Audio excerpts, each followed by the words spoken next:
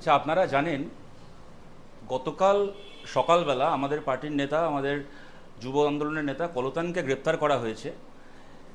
যেটা শোনা যাচ্ছে নাকি একটি বা পুলিশের পক্ষ থেকে জানানো হয়েছে, বিধাননগর কমিশনারেটের পক্ষ থেকে, যে নাকি একটি অডিও টেপ, যা কিনা তার আগের দিন সন্ধেবেলা বা বিকেলের দিকে তৃণমূলের নেতা কুণাল ঘোষ তিনি প্রেস কনফারেন্স করে প্রথমে একটি অডিও টেপ শোনান। তাতে তিনি কোনো নাম বলেননি, ক খ গ ঘ ইত্যাদি বর্ণমালার বিভিন্ন অক্ষর তার উপর দিয়ে কাজটা সেরে নিয়েছিলেন। তো তিনি শোনান যে নাকি একটা ভয়ঙ্কর নাশকতার চক্রান্ত হয়েছে, ইত্যাদি হয়েছে। তাতে দুজন ব্যক্তির কথোপকথন শোনা যায় এবং সেই টেপ আপনারা সবাই শুনেছেন। তারপরে আমরা শুনতে পারি যে সেদিন রাত্রিবেলা নাকি সেই, এবং আপনারাই সাংবাদিকরা দেখান, সংবাদ মাধ্যমের পক্ষ থেকে আপনারা জানান, নাকি একটি সুমোটো এফআইআর বিধাননগর থানার পক্ষ থেকে কি বিধাননগর কমিশনারেটের পক্ষ থেকে ইনিশিয়েট করা হয়েছে। এবং সেই সুমোটো এফআইআরের ভিত্তিতে কুণাল ঘোষের প্রোভাইড করা অডিও টেপটার সামনে আসার পরে সুমোটো এফআইআরের ভিত্তিতে প্রথমে হালতু থেকে একজনকে গ্রেপ্তার করা হয়, যার কিনা পরিচয় দেওয়া হয় সে নাকি অতিবাম নেতা।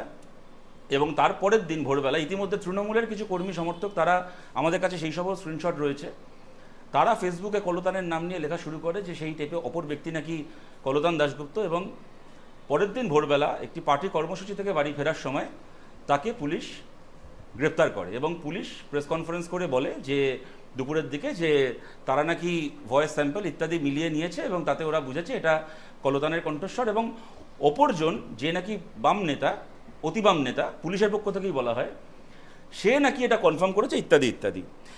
এবার দেখুন, আপনাদের কাছে যেটা এখন বলার বা দেখানোর, বিধাননগর কমিশনারেট থেকে যে এফআইআরটা ওনারা রুজু করেছেন তার একটা যে কপি, ওনাদের যে কপি সেটা আমাদের হাতে এসছে। যেটা বলা হলো যে সন্ধেবেলা, বিকেলবেলা, আমি সন্ধে বলবো না, বিকেলবেলা কুণাল ঘোষ প্রেস কনফারেন্স করার পরে, অডিওটা কুণাল ঘোষ পাবলিশ করার পরে নাকি তার ভিত্তিতে থানা তাদের প্রসেস ইনিশিয়েট করেছে, তারা সুমোটো কগনিজেন্স নিয়েছে ব্যাপারটার এবং এফআইআর করেছে। কিন্তু এক্ষেত্রে আমরা দেখতে পাচ্ছি, যখন এটা শুনেছিলাম তখন আমাদের সন্দেহ হয়েছিল যে কুণাল ঘোষের করা কোনো অভিযোগকে আমাদের রাজ্যের পুলিশ এত সিরিয়াসলি কবে থেকে নেওয়া শুরু করলো। কুণাল ঘোষ যখন বলেছিলেন মমতা বন্দ্যোপাধ্যায়ের বাড়িতে সারদার সব টাকা রাখা আছে, তখন তো পুলিশ সুমোটো এফআইআর করেনি ওনার কথার ভিত্তিতে। আচ্ছা, মমতা বন্দ্যোপাধ্যায় না হয় অনেক বড় নেত্রী, রাজ্যের মুখ্যমন্ত্রী, তার বিরুদ্ধে সুমোটো এফআইআর করার ক্ষমতা হয়নি। কিন্তু এই তো সেই দিন কুণাল ঘোষ বললেন সুদীপ বন্দ্যোপাধ্যায় সম্পর্কে তার নাকি বিভিন্নভাবে রোজভ্যালির থেকে উপার্জিত টাকা এইখানে খাটে, ওইখানে খাটে, ইত্যাদি ইত্যাদি বললেন। তখন কোনো সুমোটো এফআইআর পুলিশ ইনিশিয়েট করলো না, কি ব্যাপার? কিন্তু হঠাৎ করে কুণাল ঘোষ এত সিরিয়াস মানুষ কবে হয়ে গেলেন যে তার বলা কথার ভিত্তিতে পুলিশকে সুমোটো এফআইআর ইনিশিয়েট করতে হলো?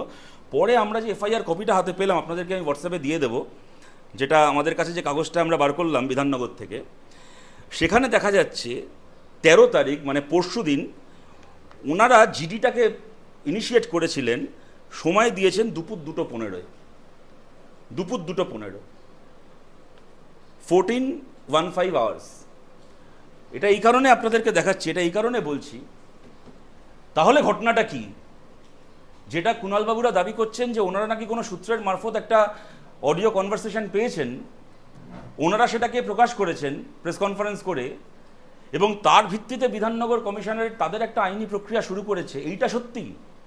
নাকি বিধাননগর কমিশনারেট যে আইনি প্রক্রিয়া কোনো এক প্রভুর নির্দেশে কি কোনো এক সাহেবের নির্দেশে দুপুরবেলায় শুরু করে দিয়েছিলেন, দুপুর 2:15 থেকে তারা ফর্মাল জিডি করে এফআইআর করে তাদের কাজ শুরু করে দিয়েছিলেন, সেইটা কমিশনারেটের পক্ষ থেকে, বিধাননগর থানার পক্ষ থেকে, পশ্চিমবঙ্গ সরকারের পক্ষ থেকে ঘোষণা না করে তৃণমূল কংগ্রেসের এক দলীয় নেতা তিনি প্রেস কনফারেন্স করে ঘোষণা করছেন। আমরা জানতাম যে তৃণমূল কংগ্রেসের প্রধান মুখপাত্র কুণাল ঘোষ, এখন কি বিধাননগর কমিশনারেটের প্রধান মুখপাত্র শ্রী কুণাল ঘোষ? বিধাননগর থানার পুলিশের হয়ে কুণাল ঘোষ প্রেস কনফারেন্স করে জানাচ্ছেন। অর্থাৎ কত বড় একটা তদন্তের নামে কত বড় একটা তঞ্চকতা হচ্ছে এখানে। কে পুলিশ, কে তৃণমূল নেতা? পুলিশ তৃণমূলকে চালাচ্ছে না তৃণমূল পুলিশকে চালাচ্ছে, নাকি একটা ঘর থেকে ঠিক হচ্ছে কিভাবে কি করা হবে, কোন বিরোধীকে কিভাবে ফাঁসানো হবে?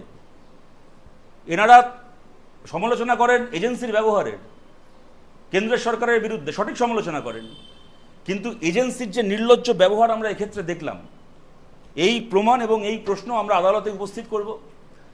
আমার বিশ্বাস বিধাননগর কমিশনারেটের পক্ষ থেকে হয় ওনারা এটার উত্তর দেবেন, আর যদি না দিতে পেরেছেন সেক্ষেত্রে আদালতকে আমরা অনুরোধ করব আদালতের কাছে আমরা আবেদন করব যে তদন্তের নামে এটা কি ধরনের তঞ্চকতা চলছে এবং এটা বরদাস্ত করা যাবে কিনা সেটা আপনারা ঠিক করুন, এবং কঠোর থেকে কঠোরতম ব্যবস্থা এখানে। দেখুন, তৃণমূলের কোনো নেতাকে নিয়ে আমাদের নতুন করে বলার কিছু নেই, এনারা নিচতার এহেন তল নেই যা স্পর্শ করতে পারেন না। কিন্তু সরকারের একজন অফিসার, পুলিশের একজন অফিসার, তার কাছ থেকে কোনো বিরোধী দল, তার কোনো নেতা কর্মী বা কোনো আন্দোলনকারী এইরকম চক্রান্তের শিকার কেন হবেন? আমরা জানতে চাই বিধাননগর কমিশনারের কাছে ঘটনাটা কি। আপনারা সুমোটো এফআইআর করেছিলেন কুণাল ঘোষের করা প্রেস কনফারেন্সের ভিত্তিতে, ওনার পাবলিশ করা অডিওর ভিত্তিতে, এইটা সত্যি? তাহলে এখানে সময়টা তার আগের কি করে হয়? 2 ঘন্টা 2.5 ঘন্টা আগের কি করে হয়? আর যদি ব্যাপারটা এরকম হয়ে থাকে যে আপনারা অডিও টেপ আপনাদের মতো করে আপনাদের হাতে এসেছিল, বানিয়ে দেওয়া হয়েছিল, সাজিয়ে দেওয়া হয়েছিল, না সত্যি সত্যি দেওয়া হয়েছিল, আমি সেই তর্কে যাচ্ছি না, আদালত তার বিচার করবে। আপনারা বলেছেন আপনারা নাকি ভয়েস মিলিয়ে দেখেছেন, কোথায় মিলিয়েছেন, কি মিলিয়েছেন, কোন ল্যাবরেটরি থেকে মিলিয়েছেন, কোন এখতিয়ারে মিলিয়েছেন, আগে গ্রেপ্তার করে তার ভয়েস স্যাম্পল নিয়ে মিলিয়েছেন, নাকি আগে মিলিয়ে তারপরে গ্রেপ্তার করেছেন? কেন আগে মেলালেন? পশ্চিমবাংলায় 10 কোটি মানুষ আছে, হঠাৎ একটা অডিও টেপ পেয়ে কল্লোদানের সঙ্গে মেলানোর কেন ইচ্ছে হলো? এই যাবতীয় জবাব আপনারা আদালতে দেবেন। কিন্তু যদি আপনারা কুণাল ঘোষের করা প্রেস কনফারেন্সের ভিত্তিতে এইটা সুমোটা চালু করে থাকেন, তাহলে আপনাদের খাতায় সময়টা দুপুর 2:15 কেন? এবং যদি ব্যাপারটা এরকম হয়ে থাকে যে আপনারা আগে থেকে এটাকে হাতে পেয়ে শুরু করেছিলেন, সেক্ষেত্রে আপনাদের হাতে থাকা একটা টেপ, যার ভিত্তিতে আপনারা একটা লিগাল প্রসিডিং করছেন, সেটা তৃণমূলের প্রেস কনফারেন্স থেকে মানুষের সামনে আনা হচ্ছে কেন এবং ঘোষণা করা হচ্ছে কেন? তৃণমূল আপনাদের থানা চালায় নাকি আপনাদের থানা থেকে তৃণমূল চালানো হয়? এর জবাব আমরা দাবি করছি। আমাদেরকে জানানো হোক বিধাননগর কমিশনারের পক্ষ থেকে কটার সময় ওনারা এই প্রসিডিওরটা পেয়েছেন, এবং ট্রান্সপারেন্টভাবে ব্যাপারটাকে উপস্থিত করা হোক, এবং এই প্রশ্নগুলোকে নিয়ে আমরা আদালতে যাব। আমাদের এইটা মনে করিয়ে দিচ্ছে, আজ থেকে কয়েক মাস আগের কথা আপনাদের মনে আছে, আমাদেরই পার্টির আরেক নেতা নিরাপদ সর্দার সম্পর্কে ঠিক এক অভিযোগ করা হয়েছিল যে তিনি নাকি সন্দেশখালীতে বিরাট একেবারে নাশকতার পরিকল্পনা করেছেন, যে অভিযোগ এখন কলতানের বিরুদ্ধে করা হয়েছে। আর নিরাপদ সর্দারকেও এইভাবে গ্রেপ্তার করা হয়েছিল, তারপরে দেখা গেল তাকে আগে গ্রেপ্তার করা হয়েছে, তারপরে তার নামে কমপ্লেন হয়েছে। আপনাদের মনে আছে সেই ঘটনা? 19 দিন জেল খাটিয়েছিল নিরাপদ সর্দারকে। তারপরে যখন নিরাপদ সর্দারকে জামিন দেওয়া হচ্ছে, তখন হাইকোর্টের বিচারপতি বললেন, এটা কোনো সিপিএমের নেতা বলেননি, হাইকোর্টের বিচারপতি বললেন যে যারা আপনাকে 19 দিন জেলে রেখেছে, উচিত হচ্ছে তাদেরকে জেলে রাখা। সুতরাং এই এক প্রহসন, ওদের হাতে আইন আছে, ওদের হাতে পুলিশ আছে বলে এক প্রহসন এরকমভাবে চলবে এখানে বিরোধীদের ওপর। এবং এই সব করে আমরা পুলিশকেও বলছি, আপনারা এই যে কাজগুলো করছেন, তারপরে যখন এর ফলাফল আপনাদেরকে ভুগতে হচ্ছে, তখন কিন্তু তৃণমূলের সরকার আপনাদের পাশে দাঁড়াচ্ছে না। রাজীব কুমার আইপিএস অফিসার ছিলেন, মাঝে মধ্যে তৃণমূল বলে ওরা দিল্লির পুলিশ, ওরা কেন্দ্রের পুলিশ, আমাদের রাজ্যের পুলিশ, আমাদের নিজের পুলিশ, ওরা একটা বাংলা দিল্লি ভাগ করে সব প্রশ্নে, বাঙালি অবাঙালি বাংলা দিল্লি ভাগ করে। যখন একজন আইপিএস অফিসার রাজীব কুমারকে গ্রেপ্তার করার জন্য সিবিআই গেছিলেন, তখন স্বয়ং মমতা বন্দ্যোপাধ্যায় তার বাড়ির বাইরে ধর্ণা দিয়ে সেই গ্রেপ্তারি আটকেছিলেন। কিন্তু যখন কলকাতার একজন পুলিশ অফিসারকে, একটি থানার ওসিকে গ্রেপ্তার করা হলো, তার বিরুদ্ধে আমাদের হাজারো অভিযোগ আছে। সেই দিন রাত্রির বেলা তিলোত্তমার ঘটনায়, অভয়ের ঘটনায় তার ভূমিকাকে নিয়ে হাজারো প্রশ্ন আছে। আমরা স্বাগত জানাচ্ছি তার বিরুদ্ধে সিবিআই যে তদন্ত করছে, আমরা স্বাগত জানাচ্ছি। কিন্তু এই কথাটা বলছি যে যখন রাজীব কুমারের জন্য মমতা বন্দ্যোপাধ্যায় ধর্ণা দিতে পারেন, আর কলকাতা পুলিশের একজন অফিসার যখন ওনাদের নির্দেশিত পথে কাজ করতে গিয়ে বিপদে ফাঁসলেন, তার পাশে দাঁড়ানোর জন্য মমতা বন্দ্যোপাধ্যায় ছেড়ে দিন, কোনো পাড়ার কাউন্সিলরকে তৃণমূলের খুঁজে পাওয়া যায় না। অতএব পুলিশ কর্মীদের কাছে আমরা আবেদন করছি, আপনারা ভেবে দেখুন, আপনারা আর কতদিন সরকার এবং তৃণমূল কংগ্রেসের এই বেআইনি নির্দেশগুলোকে মেনে আপনারা আদালতের কাছে জবাবদিহির জায়গায় যাবেন? আপনারা তদন্তের সামনে দাঁড়াতে এবং আপনাদের কৃতকর্মের শাস্তি পেতে আপনারা প্রস্তুত আছেন কিনা? কেননা সত্যি সত্যি এবার একটা বাড়াবাড়ির পর্যায়ে চলে যায়। এবং তার পাশাপাশি আপনাদেরকে একটা কথা, এর একটি জিনিস দেখাচ্ছি। সঞ্জীব দাস বলে অপর যে ব্যক্তিকে গ্রেপ্তার করা হচ্ছে, নাকি যার কথার ভিত্তিতে কলতানকে গ্রেপ্তার করা হয়েছে বলে বলা হচ্ছে, ঠিক ভুল আমরা জানি না, তার পরিচয় দেওয়া হয়েছে সে নাকি এক অতি বাম নেতা। এই সঞ্জীব দাসের ফেসবুকের ফ্রেন্ড লিস্টে যারা আছে, সেই রকম কিছু সূত্র থেকে আজকে আপনাদের অনেকের চোখে পড়ে থাকবে ফেসবুকে কিছু পোস্ট করা হয়েছে। সঞ্জীব দাসের একটি ফেসবুক পোস্ট 21শে সেপ্টেম্বর 2017 সালে করা, যেখানে তিনি পার্থ চট্টোপাধ্যায়ের ছবি পোস্ট করে লিখেছিলেন মাই গডফাদার। আমরা জানতে চাই এই যে ব্যক্তি সঞ্জীব দাসের গডফাদার, ইনি কি মাও সেতুং না কিষাণজি? ইনি তো পার্থ চট্টোপাধ্যায়। ইনি কবে থেকে অতিবমদের গডফাদার হওয়া শুরু করলেন? সুতরাং আমরা পরিষ্কার এই কথা বলছি যে পাড়ার একটা তৃণমূলের ছেলেকে ডেকে এনে, পাড়ার একটা তৃণমূলের চ্যাংড়া ছেলেকে ধরে তাকে দিয়ে মিথ্যে সাক্ষ্য আদায় করিয়ে তাকে অতিবম সাজিয়ে আমাদের পার্টির এক নেতাকে গ্রেপ্তার করা থেকে শুরু করে এই আন্দোলনকে কালিমালিপ্ত করার চেষ্টা করা হচ্ছে।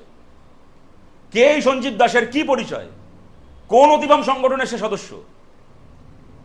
কেন সে পার্থ চট্টোপাধ্যায়ের ছবি পোস্ট করে মাই গডফাদার লেখে? আমরা এর ব্যাখ্যা দাবি করছি। পার্থ চট্টোপাধ্যায়ের গড ব্রাদার কুণাল ঘোষের কাছ থেকে এর ব্যাখ্যা দাবি করছি। এই ব্যাখ্যাগুলো আমাদের চাই এবং আদালতের কাছে আমি যে কথাটা বলে আমি আমার কথা শেষ করছি, যেটা আমরা এর আগেও বললাম, এদের হাতে ক্ষমতা আছে বিরোধীদেরকে মিথ্যে অভিযোগে গ্রেপ্তার করার কাজটা এটা গত 10-12 বছর ধরে করে এসছে, কিন্তু বিরোধীদের ওপর মিথ্যে এভিডেন্স প্লান্ট করার যে নোংরামি এরা শুরু করেছে, এই ব্যাপারে আমরা আদালতের হস্তক্ষেপ আমরা দাবি করছি, আমরা আবেদন করছি এবং পুলিশের যারা যারা এই কাজের সঙ্গে যুক্ত তাদেরও যেন বিচার হয়, সেই প্রক্রিয়ায় আমরা এগোবো। শতরূপ, যেদিনকে গলদান গ্রেপ্তার হলেন এবং তার ঠিক আগের দিন যেদিনকে অডিওটা রিলিজ করা হলো, যেদিনকে আপনি বলছেন যে আগে থেকে এটা ফ্রেম করা হয়েছিল, গলদান সেদিনকে তাকে যখন জিজ্ঞাসা করা হয় এই অডিওর ব্যাপারে, তিনি কোথাও এটা বলেননি এখনো পর্যন্ত যে এটা আমার কণ্ঠস্বর নয়। আপনারা কি নিশ্চিত করে বলছেন যে এই অডিওটা অন্যভাবে কিছু করা? দেখুন, উনি বলবেন কেন? উনি বলবেন কেন? আপনি যদি আমাকে একটা মনে করুন সোনু নিগমের গান শোনান, আমি কি শুনে বলবো যে এটা আমার কণ্ঠস্বর নয়? আমি তো গানটা শুনবো, গানটা আমার ভালো লাগলো কি খারাপ লাগলো সেটা আমি বলবো। হঠাৎ করে কলতান বলতে যাবে কেন যে এটা আমার কণ্ঠস্বর নয়? ওকে তো কেউ প্রশ্নও করেনি যে এটা আপনার কণ্ঠস্বর কিনা। গ্রেপ্তার করার পরে ওকে প্রশ্ন করা হয়েছে এবং একজন রেসপন্সিবল নেতার মতো করে ও বলেছে, ওর কাছে ওর গ্রেপ্তারির থেকে আন্দোলনের স্বার্থ বড়। ও বলেছে যে আন্দোলন যে পথে চলছে সেখান থেকে নজর ঘোরানোর চেষ্টা, কিন্তু আমরা আন্দোলনের পথে আমরা সৎ থাকছি। এবং আমি একটা কথা আপনাদেরকে ভেবে দেখার জন্য বলছি যে ধরুন একটি টেপ কারোর হাতে আসলো, যদি বুঝতাম যে সঞ্জীব দাস বলে ব্যক্তিটি পুলিশের কাছে গিয়ে টেপটি দিয়েছে, দিয়ে বলেছে শুনুন এরকম একটা কথা আমি ভুল করে বলে ফেলেছিলাম একজনের সাথে, কিন্তু পরে আমার চেতনার উন্মেষ ঘটেছে, আমি বুঝেছি কথাগুলো ভুল হয়ে গেছে, এই আপনারা নিন টেপটা, তা এটা বুঝতাম। হাতে একটা র্যান্ডাম টেপ আসলো, হঠাৎ করে পুলিশ সেই গলাগুলোকে কলতানের সঙ্গেই বা মেলাতে গেল কেন, আর সঞ্জীব দাসের সঙ্গে মেলাতে গেল কেন? আপনারা লজিকটা ভাবুন। পশ্চিমবাংলায় 10 কোটি মানুষ বসবাস করেন, হঠাৎ করে দুজন মানুষের কনভারসেশন শুনে হঠাৎ 10 কোটি মানুষের মধ্যে এই দুজনের সঙ্গে ওটাকে মেলানোর দরকার মনে করলো কেন? আমি যদি ধরেও নিই যে সঞ্জীব দাস বলেছে বলে কলতানের সঙ্গে মিলিয়েছে, তাহলে প্রথম কণ্ঠস্বরটা সঞ্জীব দাসের, এইটা কেন? আর সঞ্জীব দাস এমন কোনো বড় নেতাও নয়, পরিচিত নেতাও নয় যে তার কণ্ঠস্বরটা পরিচিত। ওখানে হেমন্ত মুখোপাধ্যায় নয় যে ওর গলাটা শুনে লোকে চিনে গেছে এটা হেমন্তর গলা, এটা অরিজিৎ সিংয়ের গলা। হঠাৎ করে একটা টেপ আসলো, পশ্চিমবাংলার 10 কোটি মানুষের মধ্যে হালতুর কোন পটলাই না কি নামের ডাক নাম ফেসবুকে দেখছি, পটলাই না পিকলু কি একটা নাম দেখলাম, কি নাম, বুবলাই। হঠাৎ করে পুলিশের হাতে একটা টেপ আসলো, কোথাকার হালতুর বুবলার সাথে মেলাতে চলে গেল। আপনারা বিশ্বাস করেন এগুলো কোনো তদন্ত হচ্ছে? এবং সেই সব কিছু মানুষের সামনে আনা হচ্ছে, মিডিয়ার সামনে আনা হচ্ছে পুলিশের পক্ষ থেকে নয়। পুলিশ 2:15 সময় জিডি নোট করছে, তারা তাদের তদন্তের প্রক্রিয়া চালাচ্ছে, সাইমালটেনিয়াসলি তৃণমূলের পার্টি অফিস থেকে সেই সম্পর্কে ঘোষণা করা হচ্ছে, সেই টেপ প্রকাশ করা হচ্ছে। তদন্তটা কে করছে? পুলিশ করছে না তৃণমূল করছে? সেক্ষেত্রে তদন্তের বিশ্বাসযোগ্যতা কি? আমরা এই জবাবগুলো আমরা আদালতে গিয়ে আমরা জানতে চাই।